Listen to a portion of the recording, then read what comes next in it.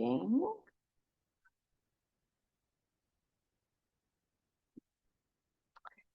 Welcome to our ExplorAItion 2.0 conference session offered to you through a collaboration between 12 Ontario Subject Associations. This is our sixth and final evening exploring the use of AI in education here in Ontario. My name is Nathalie Giroux.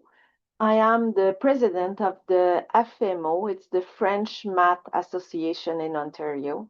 It is my pleasure as a moderator tonight to welcome you to tonight's session. Before we begin, we would like to recognize the generous support of our sponsors, Curimate, Dell, and Ghibli. Each of our sponsors has hosted a session for educators during the conference. You can check the session archive to view them. So welcome to our session, Rethinking Literacy Pedagogy at the Dawn of the Generative AI Revolution, with our presenter, Micheline Tracy. Micheline is an adolescent literacy specialist, English media ESL, Indigenous studies, social studies, and special education teacher at the Toronto District School Board, and a director of the Association for Media Literacy, a master's student in the Social Justice Education Department at the Ontario Institute for Studies in Education, OISE, University of Toronto. Her teaching and research interests are in the intersection of critical digital multi-literacy, citizenship, technology, and social environmental justice. Micheline, welcome to ExplorAItion 2.0. We are very happy to have you with us, and I will now turn the presentation over to you. I'm happy to be here. Thank you.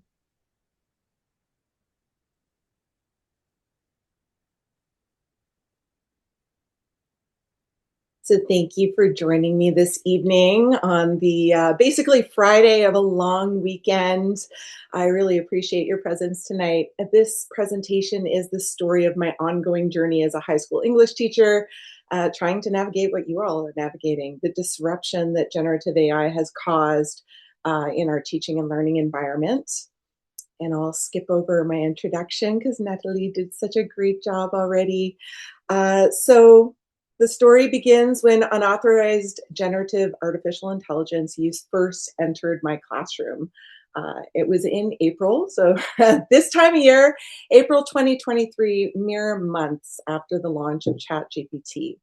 And since then, I've been thinking deeply about how my literacy pedagogy needs to shift in response to what I would argue is the biggest revolution in communications technology since the internet, and also how to prepare my students for this GenAI-saturated future.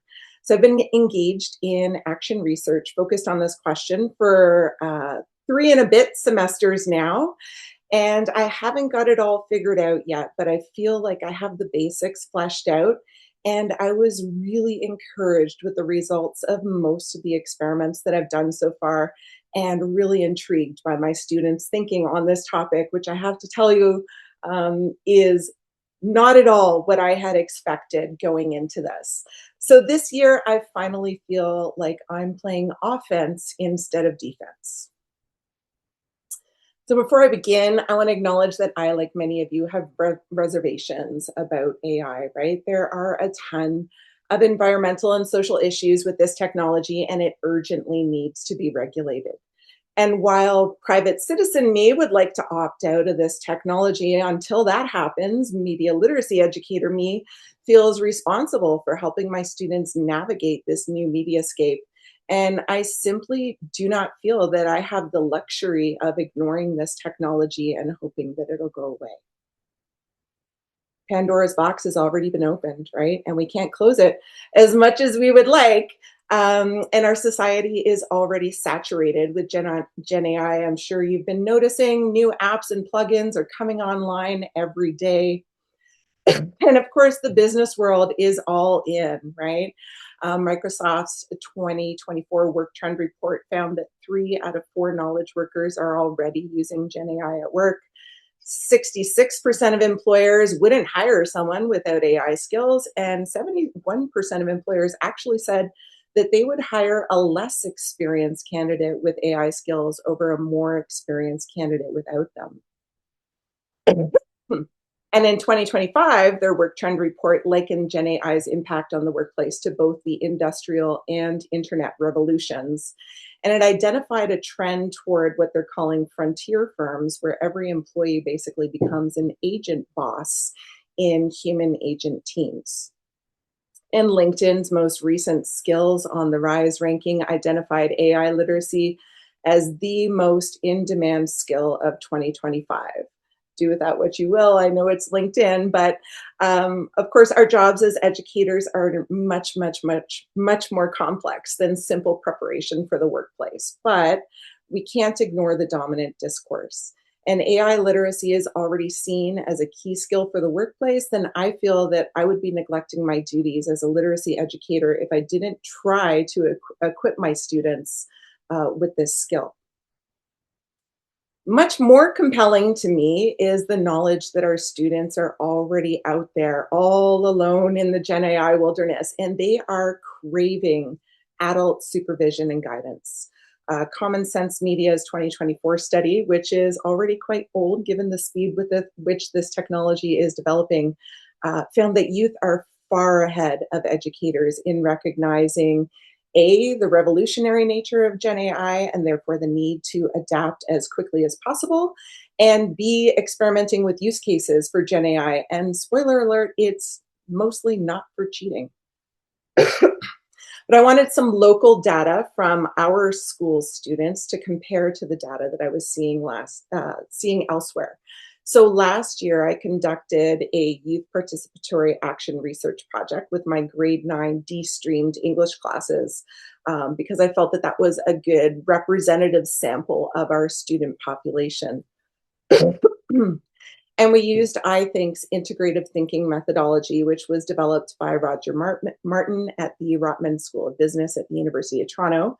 For those of you who aren't familiar with integrative thinking, it's a real-world problem-solving methodology that enables communities to tackle complex challenges like Gen AI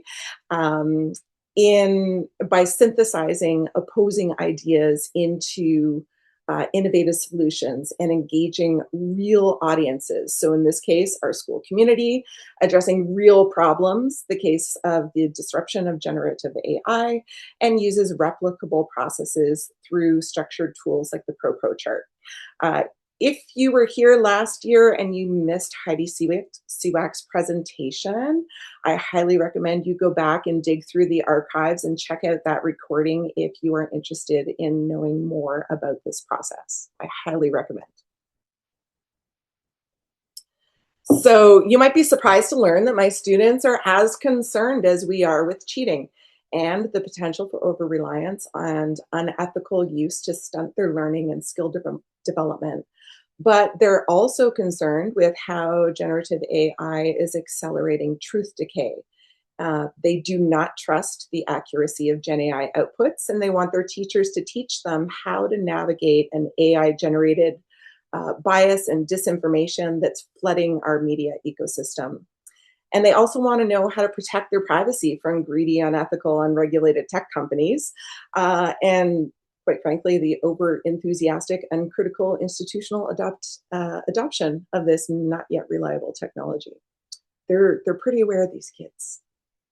But despite all of their worries, they were also really excited about the potential benefits of learning to harness the power of Gen AI to enhance their learning.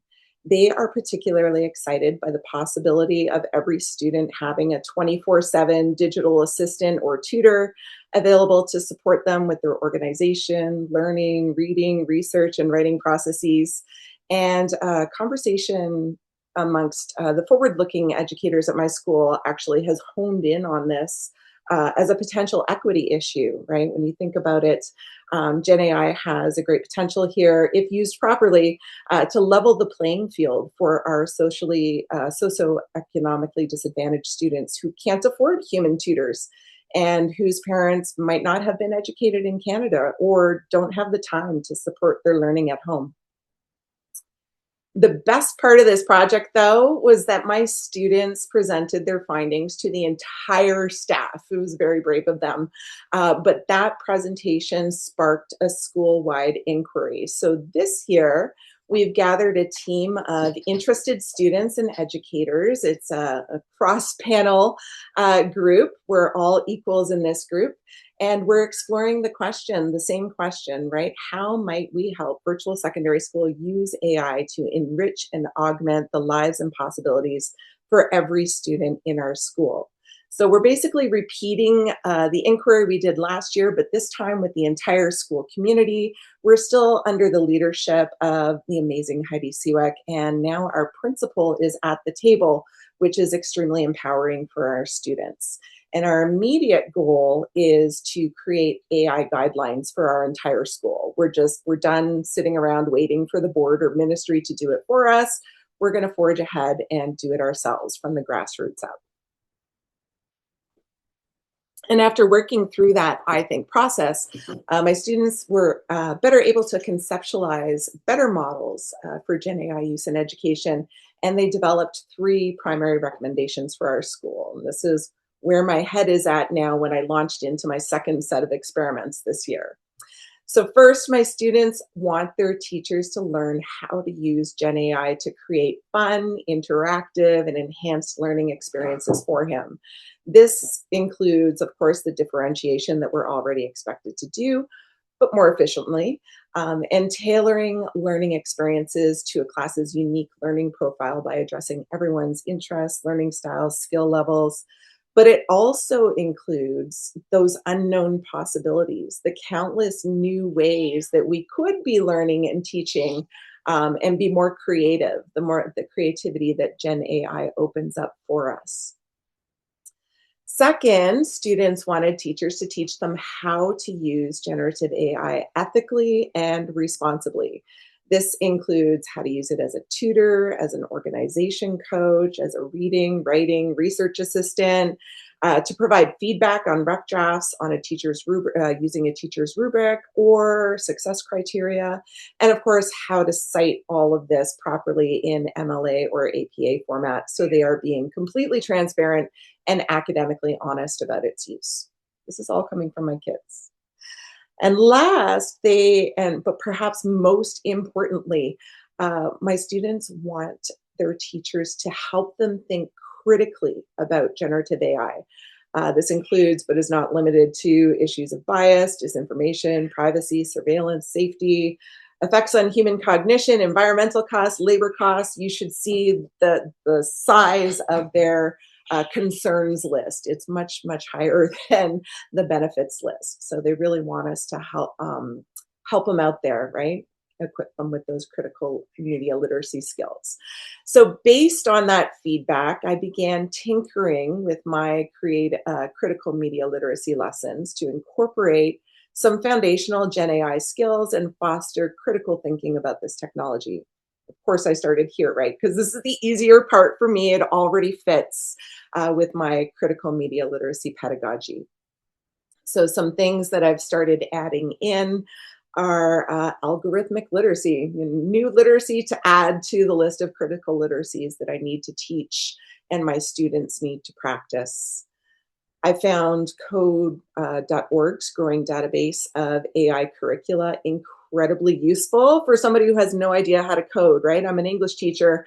And not only is it incredibly useful, but it's quite engaging and hands-on to teach and learn how Gen AI works with my students and just sort of demystify the technology. So these activities really helped me not just to demystify, but also de-anthropomorphize this technology. And my students soon came to view it as a simple probability machine.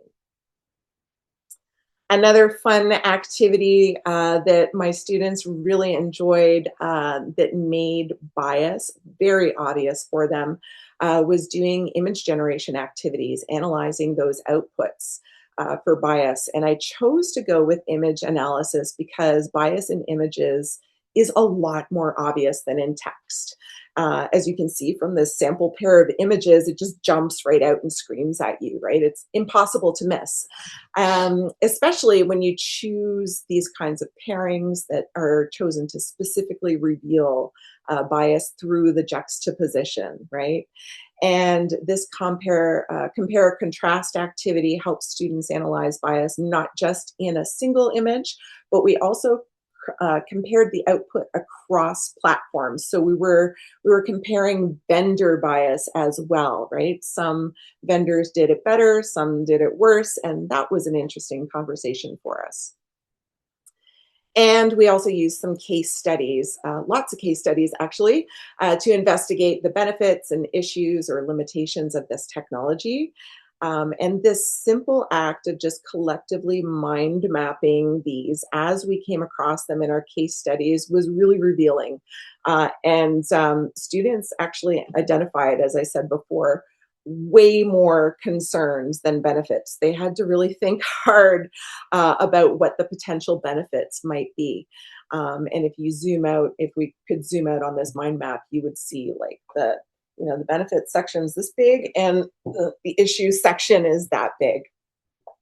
And there's still so much more for me to figure out, right? That just scratched the surface.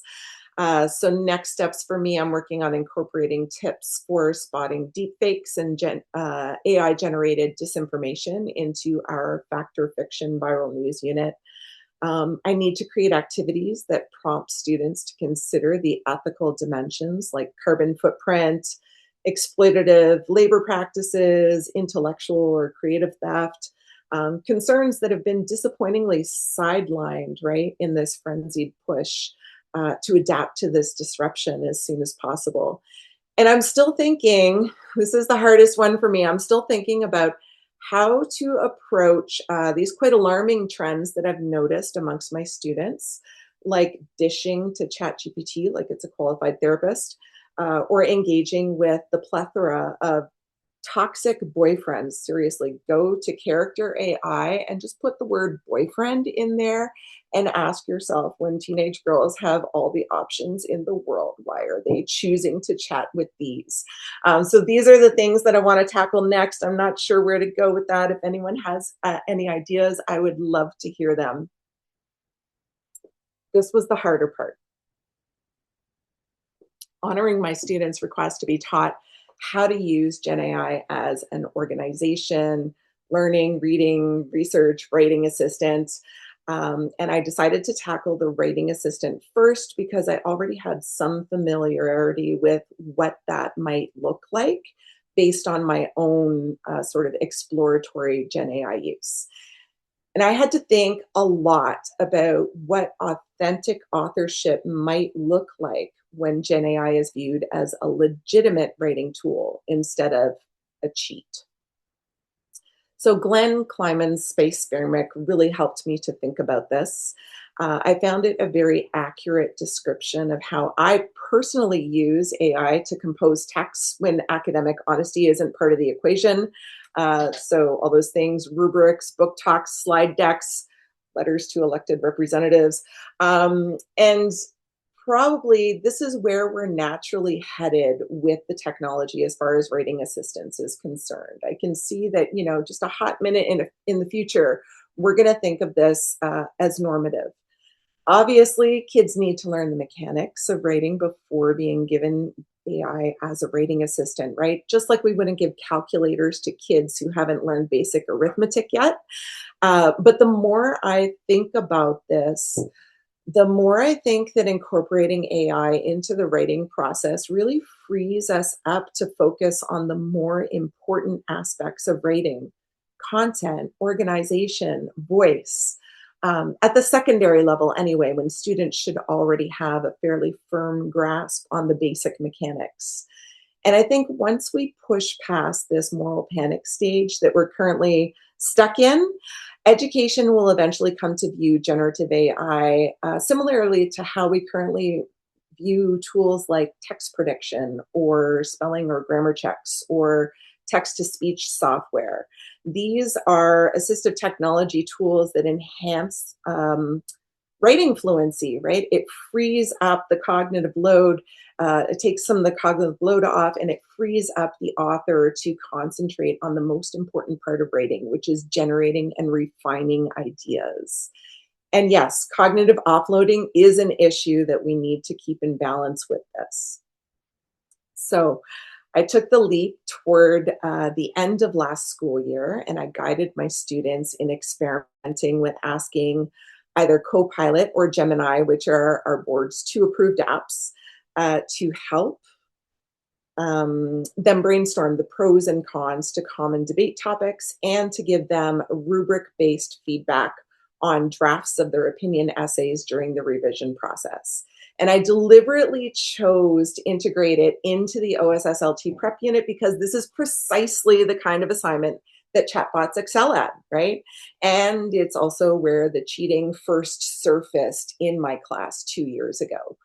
So I used the AI assessment skill. If you're not familiar with it, I highly recommend this as well. It makes it very explicit to my students exactly what level and what kind of AI use that I was inviting them to use in each assignment. And I framed this from the beginning as an experiment. We were all experimenting together. And I told them that the first essay would be our baseline. We would do this entirely with our own brains. All the brainstorming, all the revising comes solo, no AI assistance. And this is level 1 on the AIAS. And then on the second essay, I invited students to use AI to help them brainstorm specific supporting details for each side of the debate, question on their T-charts, and to choose a side that they felt where they had the strongest points, and then to choose the strongest supporting details on that side and the best order in which to present those details. So that would be level 2 on the AIAS. And then on the third essay, I invited students to use AI to help them revise their rough drafts, which is level 3 on the AIAS. And I showed them how to upload the Aqueo rubric alongside their rough draft and ask the chatbot of their choice, or even both of them, and compare the responses. Ask it to score their draft and give them revision suggestions to make it a code 60, which is the top score on the topic development rubric for the OSSLT. And I taught them how to be transparent about this use by citing AI usage and creating a very comprehensive MLA-style appendice, or, well, they might have more than one, depending on how many conversations they had. So comprehensive MLA-style appendices that outlined 3 things. 1, the app and the prompts that they used. Secondly, the outputs that they incorporated into their final product. And last, the complete transcript of the conversation. And this enabled me to shift my A&E focus away from policing and toward evaluating students' skill level in using this tool as an assistant. And the results were fascinating. 87% of the students who experimented with using GenAI to help them in the brainstorming phase of their essay said they found it helpful. The majority reported that it helped them to deepen their understanding of the pros and cons of a topic. It provided them with new perspectives or ideas that they hadn't already considered. And it helped them decide on a stance, right? Choose the yes or no side. And they were always keeping in the back of their mind what is most compelling to the grown-ups, right? Because we talk about topic, purpose, and audience as well. And then 23% said that GenAI helped them in generating a large volume of initial ideas that they could work with much more quickly than traditional methods. Previously, I would have them, Google to gather convincing supporting details. And that was quite time consuming. And then 17% reported that it helped them to overcome that initial hurdle of the blank page, right? The dreaded writer's block. And so they could just get words on the page really quickly and then start shaping them. And then lastly, 13% said that it helped them to structure their arguments. So I was really encouraged at just right away the change in conversation that bringing AI into this writing process prompted here, because students were suddenly paying a lot more attention to ideas in organization than I was used to. Of course, not everybody was enthusiastic about the results. 13% of the students who experimented with using GenAI to help them in the brainstorming phase said it was not helpful at all. Some even found it frustrating, and sort of equal groups of students said that it provided simple or surface level arguments that they had already thought of themselves. So they were quite dismissive of AI's outputs. They were like, nah, I have better ideas. Some students reported that the output was just too difficult for them to understand, or it was irrelevant or off topic. And some students simply preferred their own original thinking and ideas over the chatbot's recommendations. And I hadn't really thought too deeply about this until my students prompted me to, but chatbot output is overly, well, chatty, right? And complicated and stuffed with excess fluff that students who don't have strong skimming and scanning skills can navigate in any useful way. So understanding it in itself was a high level reading skill, things for me to think about in the future. And then when we used it as a revision assistant, we had a smaller but still substantial amount, 66% of students who experimented with using it in the revising phase said that they found it helpful. The majority reported, or sorry, 27% reported that it helped them elevate their transitions beyond, firstly, secondly, thirdly, and strive toward the thoughtful progression of ideas that was required for a Code 60.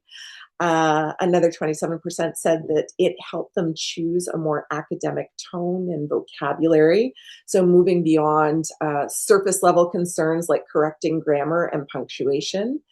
19% appreciated that it provided on-demand, private, and these are direct quotes, honest, straight to the point, unbiased, basically a pre-evaluation feedback loop, right? Where they could keep feeding their essay, revised essay. So they would ask the chatbot, revise it, upload the revised essay, ask again, and they would just keep going in this feedback loop until they reached saturation. And they really appreciated that. It gave them like a lot of confidence before submitting it for evaluation. And 12% said that it helped them to identify where they could add more specific supporting details or examples. And again, I think I can say that this is exactly the kind of thinking that most English teachers would say they want their students to do, right? It is unfortunately often lacking in the traditional things that we would do, peer rating conferences or providing checklists or rubrics for self-assessments and, hope that they'll be able to apply that to their own revision process. So by introducing Gen AI into the writing process in this way, I found that students started focusing on the two most important things for mastering this admittedly fake writing form, organization and supporting details, right? And another really interesting thing that I found from this experiment was that we found ourselves talking about voice a lot. I've been teaching English for 25 years and my students never talked about voice. And all of a sudden, this was the main conversation that we were having. And so bringing AI out into the open like this almost forced this conversation in hindsight. And it was another thing that makes me super happy as an English teacher, right? It's something that's really difficult to get students to understand until AI forced them to think about it. And in the process of worrying about whether they quote, sounded like a robot, in the words of a lot of my students, we ended up talking a lot about what their authentic writer's voice sounded like and why it was important to them. But 35% of the students who experimented with using GenAI to help themselves or to help them revise their rough draft of their essay said they did not find it useful. So a much higher number than the other group. 15% were just frustrated by what they perceived as this sort of endless, repetitive loop of suggesting the same changes the student thought that they had already implemented in a previous revision. Students would talk about, it just keeps telling me the same things over and over. And this frustration was pretty interesting because it could either be a sign that the student wasn't fully understanding the advice. Like we all know, students really struggle to provide truly specific details, right? But the other possibility is that they had reached saturation and didn't realize it, right? They had improved their essay enough, but sycophant that AI bot is, it just kept offering helpful suggestions. So this is probably a future teaching point for me. And again, 15% of my students reported that AI bot gave them suggestions that they didn't understand. They just did not understand, or they felt, this was interesting, that it was, quote, too advanced for them or clashed with their own intent or vision for their writing piece. And a further 8%, and this was kind of funny to me, said it was just too time consuming. Introducing AI actually slowed down the writing process for them by adding that cognitive labor of basically arguing with a chatbot, right? Having to explain yourself over and over and negotiate with it to get the desired results. But this is the part that really surprised me. The level of student resistance to using AI when given the opportunity. So the first time I ran this experiment, I didn't give my students the option to opt out. I didn't even really think about it. It didn't occur to me. And in hindsight, I felt really guilty about that because I personally have ethical objections to the tool and would not appreciate being forced to use it against my will. So the second time I ran this experiment, I gave my students the option to opt out, thinking that, A, very few students were going to choose this option, and B, those that did would have similar ethical objections to me, right? I simply did not expect this many students to opt out. And it's a really interesting finding. Of the students who were given the option to opt out, 43% opted out entirely, did not use it at all. And that number goes up to 60% when we include the students who, tried it for one, but not the other.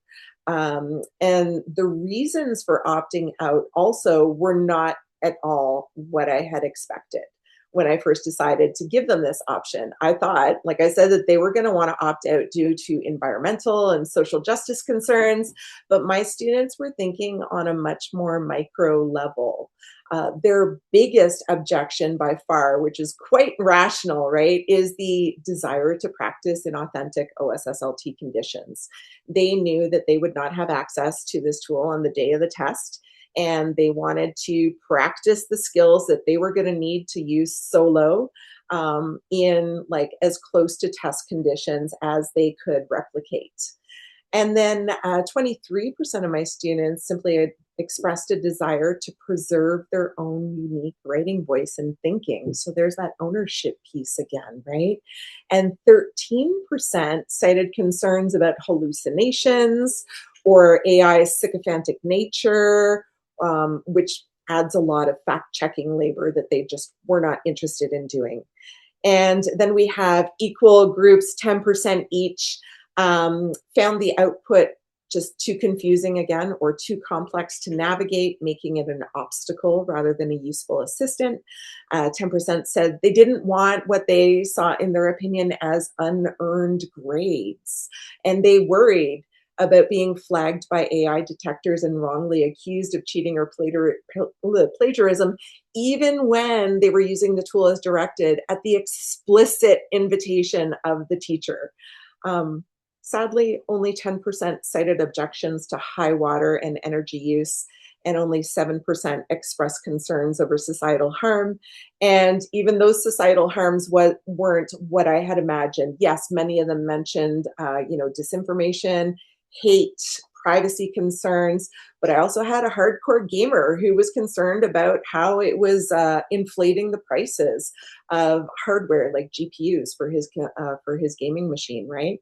Um, and the most fascinating part about this for me was that level, and I shouldn't say fascinating.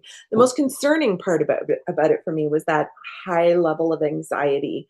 Those students who had so much anxiety and fear, and I think it's after 2 years of this sort of ham-fisted policing response that we started with, right?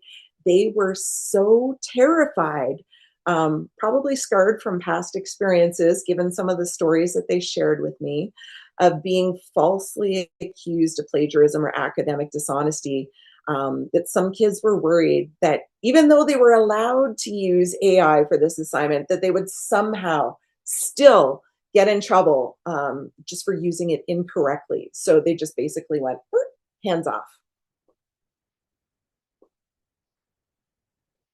The most liberating part of this experiment, though, by far, was that by bringing JI out into the open, I freed myself from this whack-a-mole approach to policing unauthorized GenAI use that had been burning me out.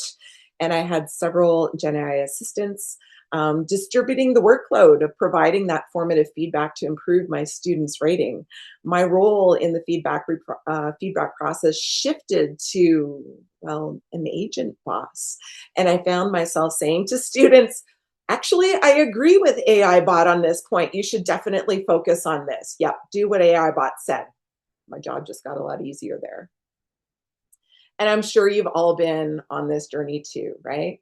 For the first year after the release of ChatGPT, I spun my wheels chasing this fantasy of AI detectors, hoping that they would solve the problem of Gen AI cheating. And like many educators, I invested far too much time and energy trying to figure out which AI detection tool was the most accurate. For the record, Hive moderation was my favorite. But sadly, it soon became evident that AI detectors simply don't work, like at all. And that's out of the box.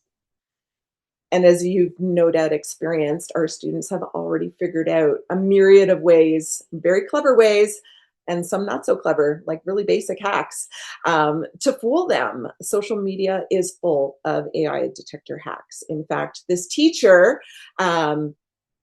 he ran an experiment. Are you an educator who's been using things like ChatGPT? I hate that autoplay. This teacher actually experimented with a group of 100 kids between 12 and 17 years old by giving them the task of completing an assignment, 100% Gen AI generated. And the catch was that it would have to avoid detection from his paid AI detector. And the results were pretty deflating. 50% of 12-year-olds, 38% of 13-year-olds, and 100% of the 17-year-olds were able to completely avoid detection. 62% of these students were either using Gen AI for the first time or had only used it a limited amount of time before this experiment, and the majority were able to do it in less than 10 minutes. Check out that video, it's really fun. And there is already a ton of scholarly literature on the limitations of AI detection software. This recent paper found that as Gen AI tech gets more sophisticated, AI detectors have only a 39.5 non-manipulated mean accuracy rate and a 22.1 accuracy rate after adversarial techniques are applied, which is a shockingly abysmal accuracy rate. And there's a trade-off too, right, between accurate detection rates and false positive rates. So for example, if we accept a 10% false positive rate, then the detectors are going to find 80% or less AI content. And if you shift that slider to try to achieve a 1% false positive rate, then most AI detectors are only going to find about 60% or less of the AI content fed to them. And in fact, one of the key findings of this study is that false positive rates are, quote, dangerously high. And worse, they're disproportionately generate false positives for ELL students writing. And I highly suspect that if a study was conducted on special education students who rely on assistive technologies, that we would find that the same is true for them. So I don't know what percentage of students you are personally comfortable with falsely accusing of cheating with Gen AI, but I'm starting to feel scarred after 2 years, especially knowing that equity deserving groups writing is more likely to generate a false positive. For me, even a 1% false positive rate is far too high. That means potentially destroying the trust that I worked so hard to earn from far too many students. If I, crunch the numbers, that's like one per assignment in 3 classes of 30. And it's these experiences that I think are clearly triggering that anxiety that I talked about earlier, to the point where my students are destroying their own writing to eliminate anything that might be suspected of being AI generated, right? Including low frequency vocabulary words and M dashes. I'm like, no, I love M dashes. Don't eliminate those. What's wrong with you? But they do not want to have that false positive experience. They do not want to be accused again wrongly. And what it's leading to is self-censorship that's, quite frankly, breaking my heart as a writing teacher. They are self-censoring and limiting the tools that they're allowing themselves to use. And so I've reached the same conclusion that folks far smarter than I have. We simply can't rely on this technology. It'll never work the way we want it to, the way plagiarism detection software does. So we urgently need to rethink our research, writing, and production processes. The good news is that many of those analog English teacher tricks that I used to use in the pre-internet days are still effective, right? Getting that writing sample on the first day of class so that you know your students' writing styles. Triangulating the products and conversations with observations, and focusing on that process. So I began by doubling down on these. And my classroom policy was already that students must be able to demonstrate clear evidence of their writing process and their research processes in the revision history of a Google Doc that I provide for them. I create and provide it for them. But even then, clicking through a student's revision history second by second, I'm sure you've had this experience, right? It is so tedious and time consuming. And then at the NAMLE conference last summer, I was introduced to this category of tools called revision tracking tools. And I'm sure you're probably all aware of these by now.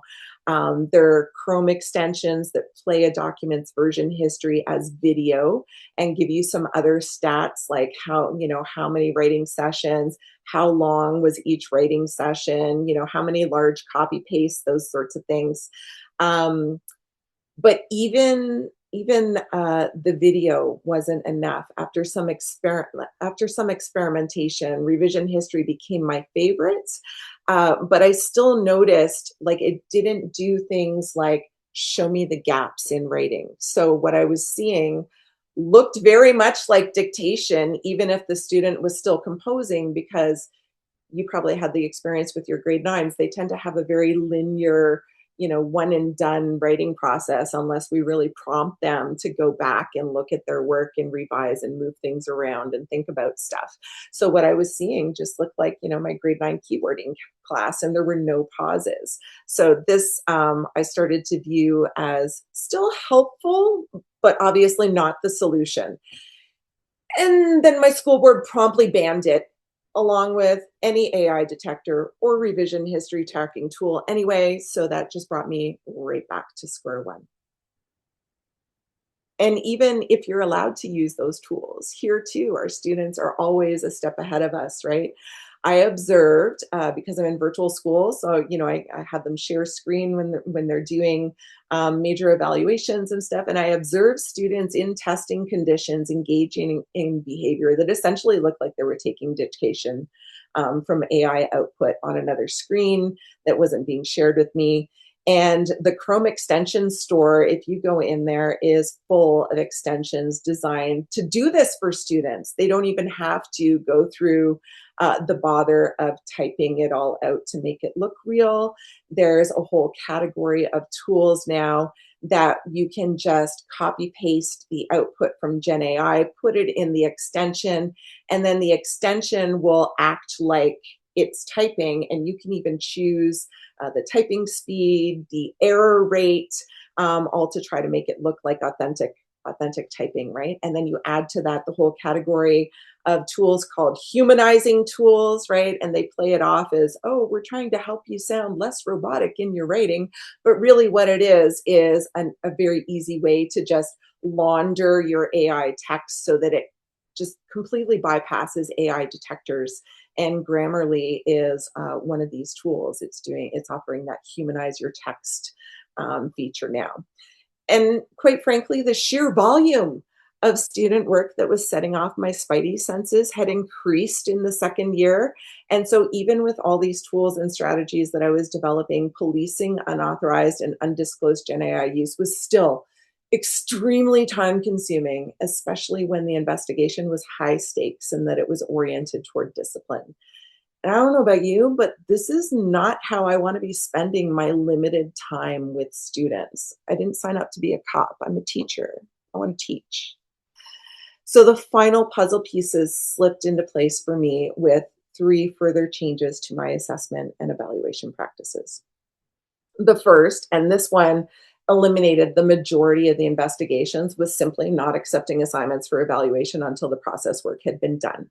And of course, there are extenuating circumstances, and I negotiate with students who have, IEP needs or medical needs or, extenuating circumstances in their life that prevented that full participation in the process. But in general, just this one immediate block. And again, I'm lucky. My students are submitting everything through Brightspace. So I can just create this condition where the box doesn't even appear for them to drop off the assignment until they've done the previous steps in the process. And then the second shift was working within the Ontario Achievement Chart to revise my writing rubric so that process work and skillful GenAI use were each worth 30% of the assignment mark. So that would be the thinking, inquiry, and application marks respectively. And if you're familiar with the 6 traits of writing, you can see the clear influence here, right? I had always focused on ideas and organization and conventions because these were, in my opinion, working with a lot of marginalized student groups, the essentials, right? Boiling it down to the essentials of clear communication that they needed to meet that literacy requirement for graduation. And this one simple change maintains academic integrity, right? I don't even have to play gotcha because it ensures that students who didn't engage in the process work and didn't use GenAI ethically could only receive 50% at best. And after the rich conversations about voice that we've been having for the past year, I'm now thinking about shifting the communication mark from organization and conventions to organization and voice. Because AI does mechanics really well, right? Like AI's mechanics are better than mine, and I'm the English teacher. But voice is a very clear vulnerability. So this further little tweak, I think, will just make it impossible to pass if a student is choosing to engage in unethical or dishonest AI use. And the best part of all of this is that I don't have to do cop duty anymore, right? At least not so meticulously, because I can simply point to the robotic voice or the lack of original thought or the lack of critical engagement with AI output as the reason for the lower scores on the rubric. And meanwhile, and I have to admit, I'm extremely blessed to work in this environment. We had super supportive admin, but our school's assessment and evaluation committee has been working hard at the same time on a whole school approach to supporting academic honesty. So this progressive discipline approach has further relieved me of the cop duty and made that, those gotcha conversations with students way lower stakes, because now they're focused on teaching instead of discipline. And students have a really strong incentive to fess up, basically, when I talk to them about what I noticed in their writing that set off my spidey senses in the first place. Because on the first offense, completing a written reflection after our conversation is the prerequisite for the chance to redo the assignment without penalty. So that's my journey so far. As I said, it's the beginning. I don't have all the answers. I have some answers, but I feel like I've got the basics fleshed out. Last year's semester 2 reporting period was a lot less stressful than semester 1, and both were far less stressful than the year before. And this semester, I finally feel like I'm on the offense. I'm grateful for the small and growing group of colleagues and students who are eager to collaborate with me on this shared journey, and I hope you'll join us. Thank you so much for your time and attention today, and I'm happy to answer any questions that you might have about our recommendations or my journey or any of the tools that I mentioned.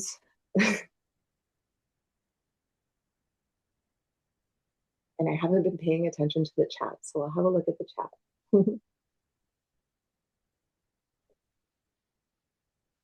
Yes. Yeah. Sorry, I was just seeing that comment about trust. Trust is actually one of the things that my grade 9s mentioned. They wanted to, one of their primary goals was to rebuild the trust between students and teachers. And that's the focus of that was the most recent focus of the conversation in our working group. And yeah, it's interesting to see that the kids are just as concerned as we are, right?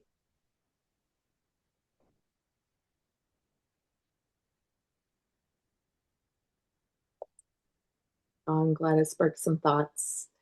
And I know we don't have much time left today, but if anything occurs to you later on and you want to continue the conversation, I am on LinkedIn. So come find me on LinkedIn and we can chat over there, or find me on my board email and I'm happy to chat there as well. There's maybe another comment you want to read or answer, Micheline.